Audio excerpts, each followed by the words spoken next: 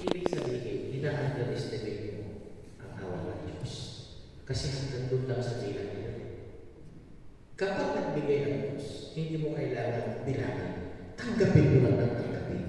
Bakit? Ilan ang awa ng Diyos, walang sukat. Kaya narinig ko nila sa Facebook.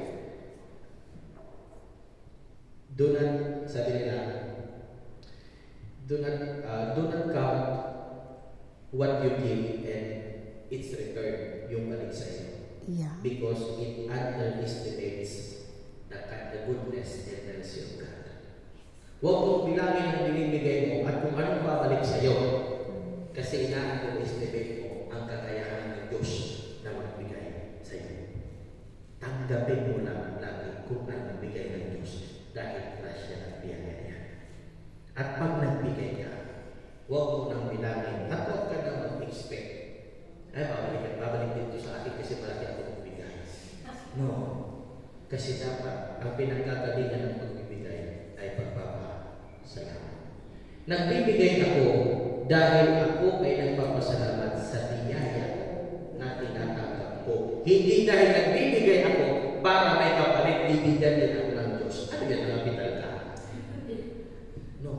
Kaya kayo ulit-ulit ito. Pag nagbibigay, hindi kailangan uniform, hindi kailangan pare-pareho. Bakit? Iiba-iba naman yung biyaya na nararamdaman natin sa partikular na panahon.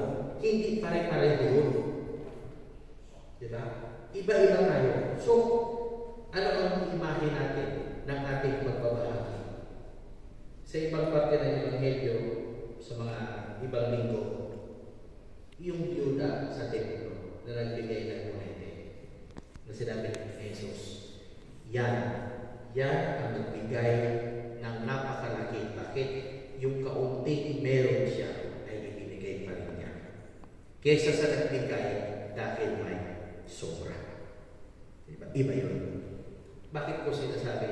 Para mas maunawaan natin na ang awa ng Diyos ay hindi dapat sukatin dahil walang sukat ang awa ng Diyos. Kasi kung babalikan lang natin ang biyaya sa araw-araw, magising ka ba na ngayong umaga? Biyaya na. Bakit? Mga tao hindi nagising ngayong umaga. Ilang tao ang pumapanag every day. Pero tayo, gising pa rin. Tapos magre-reklamo ka pa rin. Diba? So sana mas maunawakan natin ang presensya ng kapayapaan at awa ng Diyos. Ang awa ng Diyos na nagbibigay ng totoong pag-asa na ang lahat ay maaaring magbago. Na ang takot ay pwede maging kapayapaan. Na ang paglulula ay maaaring maging pananampalataya. Pero ito ay mangyayari lamang kung ahayaan natin na si Kristo ang pumasok sa pinto ng buhay natin. Hayaan si Kristo na muling namuhay ang pumasok at baguhin ang takot papunta sa kapayapaan, ang duda papunta sa pananampalataya. Amen.